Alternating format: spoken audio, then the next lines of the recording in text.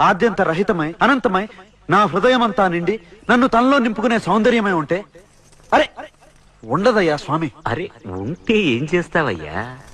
ఆ సౌందర్యానికే దాసోహం అంటాను. అయితేరా చూపిస్తాను. పద చూస్తాను.